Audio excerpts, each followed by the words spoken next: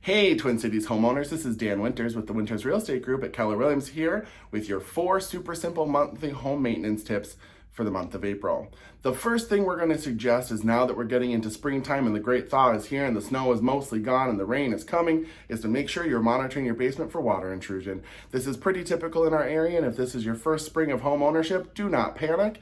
It's just a sign that you're going to need to address the grading outside of your home and potentially clean out your gutters to make sure all water is moving away from the house. The second thing we're going to highly suggest is you get your air conditioning unit serviced.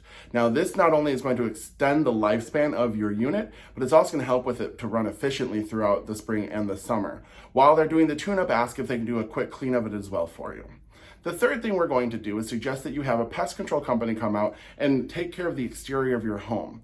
While they're at it, have them come on inside as well. We know that the winters here get brutal and everyone likes to make a home in yours because you take such good care of it.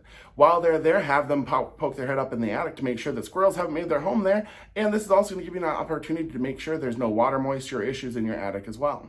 And that's it. 4 super simple tips for the month of April to maintain your home. For more information and all things real estate for the Twin Cities, go ahead and give us a like, follow us, comment below, and we look forward to seeing you next month.